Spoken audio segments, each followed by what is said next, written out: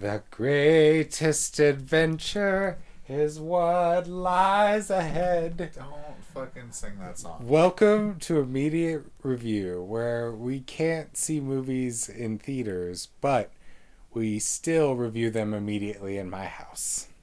And we just saw Peter Jackson's The Hobbit. This is like, I understand why everyone talks shit on it, because like this one was bad. Like animation was bad, like dated. I don't know what Weta Digital was thinking going with hand drawn animation. This isn't the one everyone hates. This is the one everyone likes. What? Yeah, this is the one everyone thinks is like the best Hobbit adaptation, and like. Wait, so.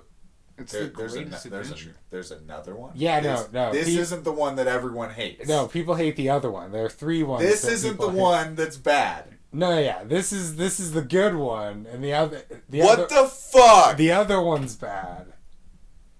What the fuck? Everything's bad. Okay, we're just joking, because like I have seen Peter Jackson's Hobbit. Of course I have, but.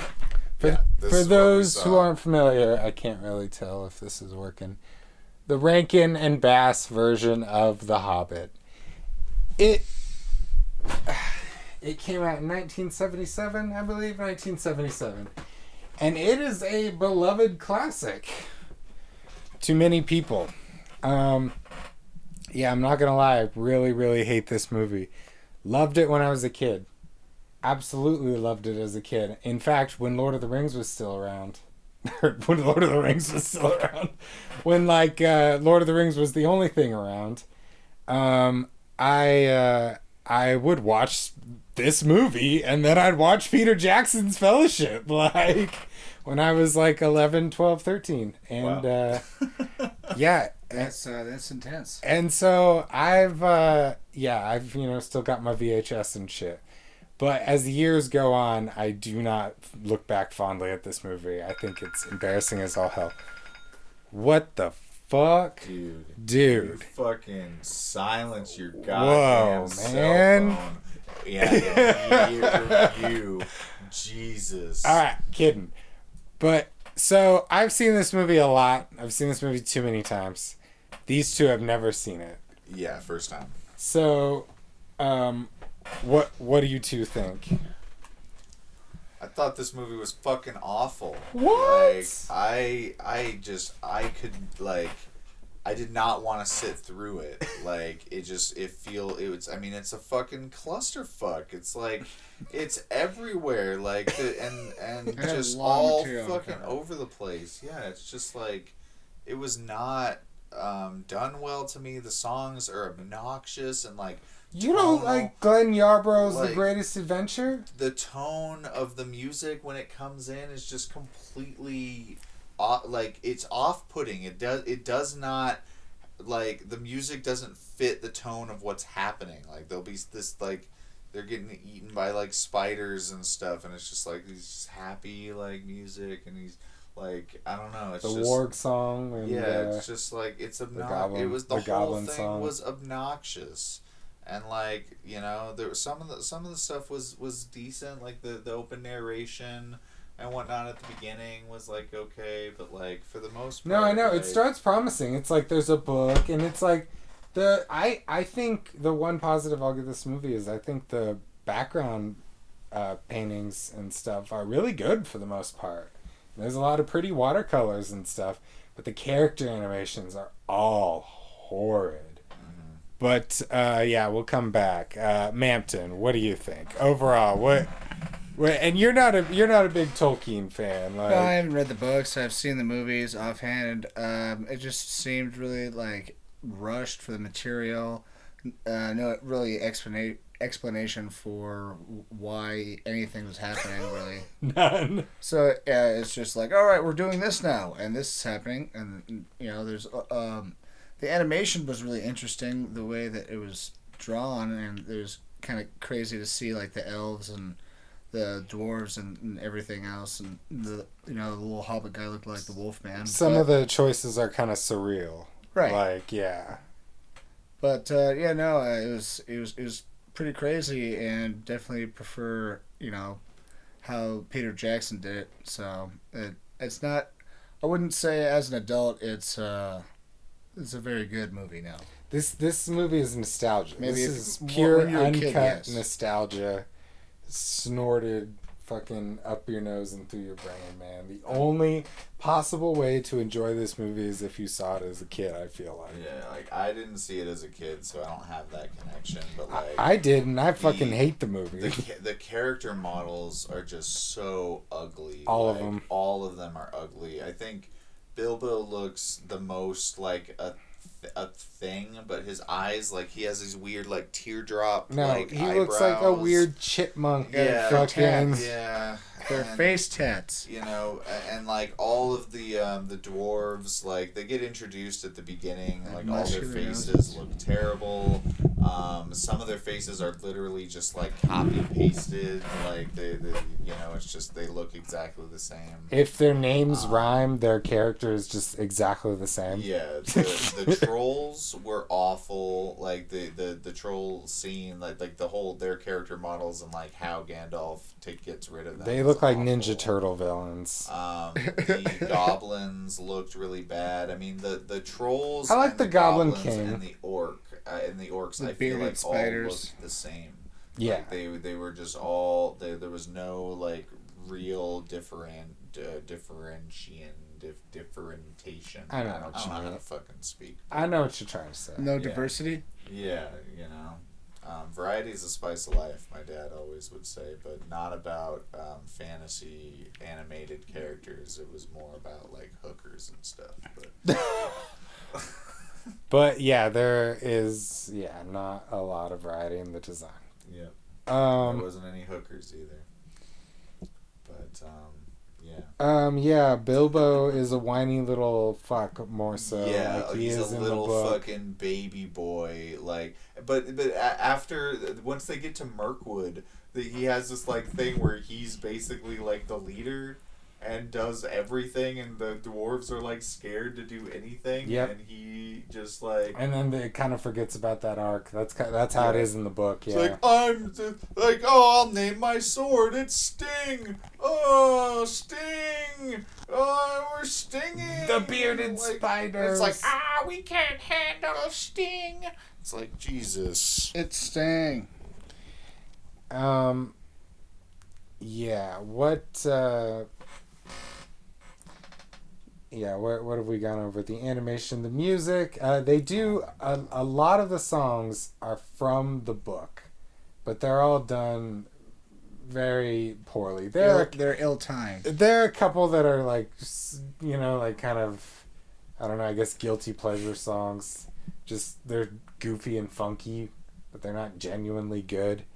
But like the Greatest Adventure isn't from the book. What else? I think there's one more that's not from the book, but other than that, they're all Tolkien. I did not. I get what you're talking about. I think I'm the only one who's read the book, yeah. But I think part of the reason why people like this so much is because like 85% of it is straight from the book. It's just also rushed and kind of a lot of it's out of context. There's some fucking plot holes in this that literally make it not make sense. But if you know the story, definitely. you can kind of fill them in with your mind and stuff. And so just like, I think people like the Tolkien aspect and a mix of nostalgia for it as a kid.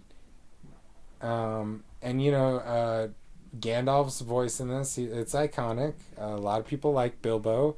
Some people really love Gollum in this.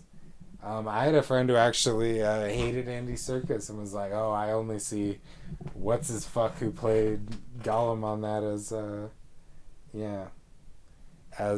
Gollum." What'd y'all think of Frog Gollum? What'd you think?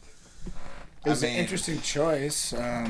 He looked less like if he was mutated from a river folk. He went a lot further than he did in Peter Jackson's. no semblance of like humanity or whatever you want to call it. Yeah, he's like a human frogman hybrid. Yeah, with claws and like I mean the voice acting like I didn't really particularly enjoy it. It kind of it felt like more like a frog, like just Gollum, Gollum. like it just I don't know. And It's yeah, hard to understand at times. Yeah, No too inflection. much Precious as well. Like he used Precious in pretty much every sentence he spoke, besides like the major riddles. Made me appreciate Andy Serkis's just like pronunciation. Like you can really understand him very well, even though he's doing this voice. Like he's being all ridiculous. Yeah, I don't know.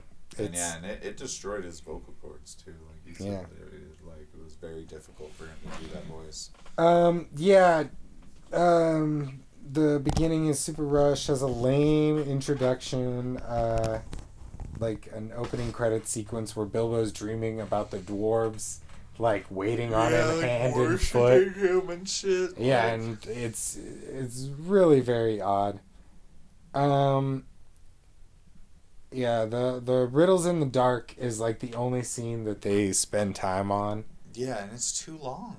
For this it is because comparatively, the animations. Everything else is like and I don't know, they don't do anything like fancy. It's ironic. We're like it's too long, and we're totally down with Peter Jackson's trilogy. Because I all love it. the other scenes are very short lived and just kind of have a song. And this one is long. Well, the animation's just not terribly good. Yeah, and they don't do anything fun with it. Like literally, all the colors are just dark and gray, and it's just like two characters. One of them you can like kind of barely understand, who says "precious" a lot. They're not moving much. It's around. It's like they're just kind of like there, and then they communicate. They kind of move back and forth, and then he swims back to his cave, freaks the fuck out.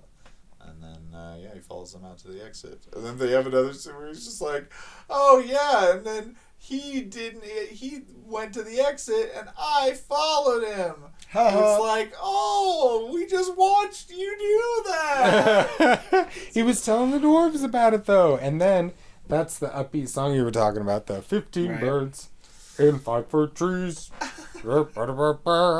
And then Gandalf's just like, oh, yes, your story has a ring of truth to it.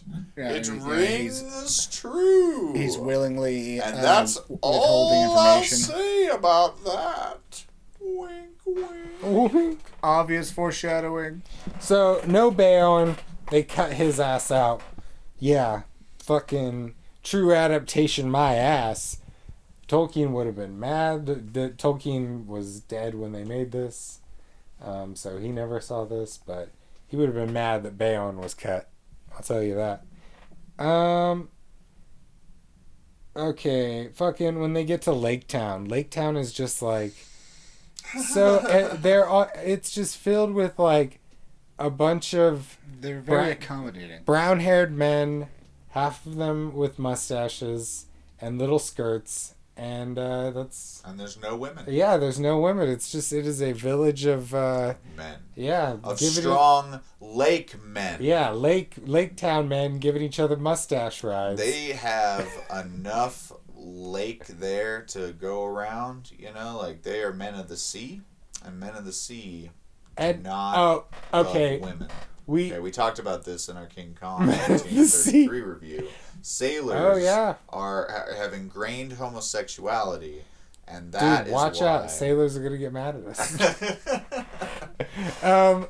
But we forgot to talk about the elves. What'd you guys think of the green-skinned trolls, spindly elves? It reminded me kind of that movie Wizards a little bit. Oh, Ralph Bakshi's Wizards. Yeah, where they're like, kind of like a little malformed, and they're just kind of like awfully magical. That's funny. He ironically did the animated Lord of the Rings, which we're gonna review next.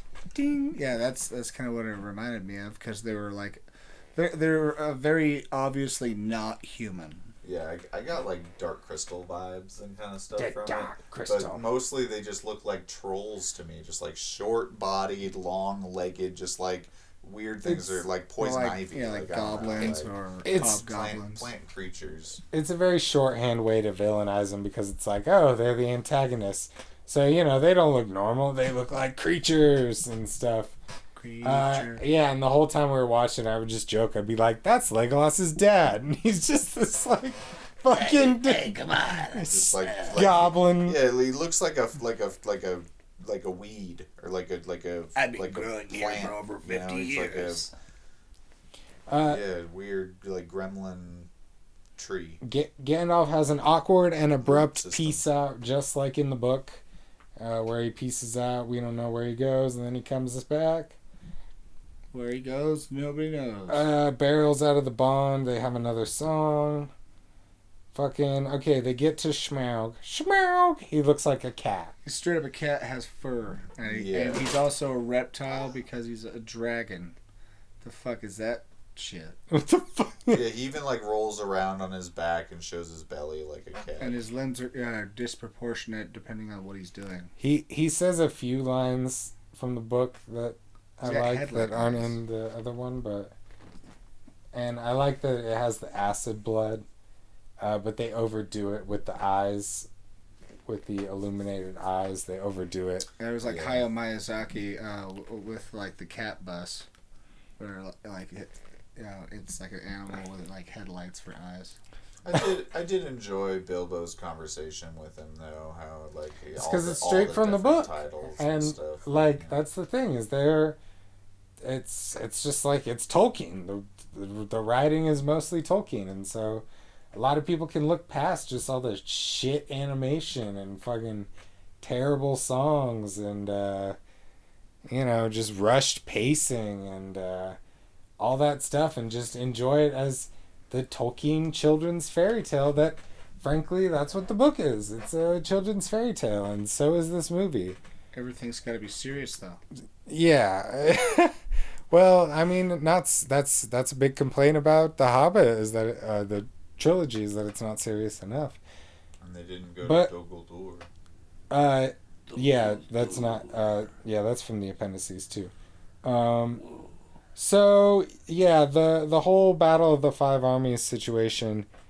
He's at 4. Oh yeah, Black Arrow. Bard is introduced randomly. The first time we meet him, he kills Smaug. Black Arrow, you've never failed me before, and I've always recovered you. What is that, random sparrow? Did Bilbo send you to tell me a message? What? Smaug is missing a scale under his left wing. Oh, right. Sure enough, it's there. Thank you, little sparrow. Yeah. Oh, right. Black Arrow. No, that's the thing, and so that's why, we'll get into this later, but that's why Peter Jackson's version develops the characters, because he fucking kills Smaug. You can't just introduce him randomly like the book and this movie does. Anyways, we'll get into that. So yeah, the whole battle is very awkwardly staged, and Bilbo stays off to the side and is invisible and waits for the battle to die down and lets his friends die without fighting at all, just like the book. Yeah, with no shame or remorse. And it's just like, how many of our dwarf friends survived? Just like, 7. It's like and Thorin? Soon it'll be 6. Oh. It's like, damn. Alright, and so that's one of the worst scenes. So there are moments in this movie where the audio mixing is horrible, and the music is so much louder than the dialogue, like way too loud. Not like normal loud, like sometimes that happens in movies, but like really I loud. stayed around in the credits to see who did the audio mixing. Yeah, there wasn't anyone credited for it, so nobody did it. Yeah. The audio mixing is so bad sometimes. You can't hear what people are saying. Yeah, during Thorin's deathbed, he's just moving his mouth, and you can kind of faintly hear something, but Then it gets to Bilbo, and you can't hear anything. Yeah, we were watching it on VHS, so we couldn't do subtitles. I got this. I ain't paying for fucking a DVD of this. I ain't upgrading. Former rental. It's on VHS. Right there. Ain't worth it. We're gonna watch Ralph Bakshi's Lord of the Rings on DVD, only because the Blu-ray is so expensive. But yeah, and so the ending, we can't hear the ending at all. So it moves on, and then Bilbo goes home, and it's the greatest adventure. It's the greatest adventure. Is what lies ahead. Yeah, this movie just like, I don't know. It's one of those like, it just kind of gets under your skin and is like tough to watch, and just like it gives you just like that like looming anxiety of like, I don't want to watch this. Like that's what it felt like to me. And every time that the music cut in, or like when it cuts away from the Gollum scene and just does this weird like float away like song in the middle of it, it's just like, it's so weird. The movie is just like, it doesn't work. And yeah, I didn't enjoy it. I'll probably never watch this again. So I've been warning you. I've been telling you it's bad. Is it worse, about the same, or not as bad as you thought? I honestly think it was worse than how you described it. Like, yeah, it's just like, it was the greatest adventure. It just digs into you. Like it gets like, because it's attacking something that you care about. You know what I mean? Like, and I use the word attacking like purposefully. Like it feels like an attack on this like story, and just like everything about it just feels like either just like a parody, or just like not, it just didn't feel good. And yeah, I much prefer Peter Jackson's version. Dude, it's ironic that we made those jokes at the beginning, but like a lot of the criticisms we're giving it is like what people think about Peter's trilogy. And yeah, I've had a lot of people who love this movie, and kind of just like apologists. I don't know if apologists, whatever, but they, it's nostalgia. People love the movie, but yeah, I really, really hate it. And so we reviewed this. Peter has never seen the animated films. Mampton has not either, and we're gonna watch Ralph Bakshi's Lord of the Rings next. Then we're gonna watch Rankin and Bass Return for the Return of the King. Oof, man. I gotta warn you, dude. The Return of the King makes this one look like, I don't know, looks like an American Tale or something. I mean, it is what it is. It is what it is. And then we're gonna review Peter Jackson's Hobbit trilogy, and we're gonna talk about why we enjoy it and why we think gets a little too much hate. Yeah, so we wanted to start off by talking shit on Rankin and Bass, The Hobbit. So yeah, trailer time, because this thing had trailers. Any last words about The Hobbit you'd like to say, Mampton? No, not really. Yeah, I didn't enjoy it, so yeah, there you go. It's the greatest adventure. Okay. The first trailer we had on this VHS was Scooby-Doo in cyberspace. Yep. Haven't seen this one. Yep, me either. I remember the trailer. I saw it when I was a kid. Did you actually watch the movie? I saw it on TV. It might have been a rerun. Yeah, I'd imagine it'd be on TV. The ones that I've seen most are like the ones where they get like the alien one, and then like the zombie island. And, there's a witch like one. That. But yeah, I don't think I've seen cyberspace, but yeah, it's another straight to DVD. Osmosis Jones. Dude, this trailer was fucking awful. It's pretty cringy. Like Osmosis Jones is like, I honestly think is a good movie. Like, and it's a movie that's appropriate for the times. Funny with it. And yeah, this trailer just like, it was just like, this movie is about Bill Murray being gross and fart jokes, and like the movie actually, like, I don't know, is smart and like Chris Rock. Yeah, like, I don't know, it's just, I'm a white blood cell. It's very euphoric to see a trailer for that when you've seen the movie a few times and you're like, this movie, like, that doesn't reflect what the movie is like at all. Why is that the trailer? Like, that was super weird, but yeah. Then yeah, it was bad. And then we got Harry Potter and the Sorcerer's Stone. This trailer. I haven't seen this one in years. I remember the first time I saw it was on C Spot Run. I didn't even know they were making a Harry Potter movie. I went nuts when I first saw this trailer. Yeah, talk about nostalgia. That was crazy. Yeah, it's a good trailer. Yeah, it was a great trailer, and like we were talking about, just like when we saw it for the first time, and just being like so fucking hyped about it, and just like you just knew watching this first trailer, that, like the movie was just gonna be fucking kick ass. Yeah. And that the visuals that they, it's like we were all reading those books at the time. We all fucking read Harry Potter. And it's just like you get these images in your head of like what this all looks like, and when you see that trailer and you're just like, oh fucking shit, like these boats are coming up and the camera pans up and you see Hogwarts and you're just like, oh shit. No, that's why I freaked out as a kid. It was perfect. It's like shit got fucking real. Like very cool to see that trailer. Fellowship came out around the same time, the same year. And I didn't have that experience because I saw the movie, then read the books. But Harry Potter, I'd read the books a million times and saw that trailer and was like, whoa, fuck. Yep, it was happening. And then we got a general Warner Brothers ad for Halloween spooktacular stuff. And the Goonies was on it. Yeah, Featured well-known horror film. Featured Beetlejuice, Gremlins, The Goonies, Scooby-Doo Spooky Tales, and Casper Saves Halloween. All of which aren't exactly all that scary. Yeah, no.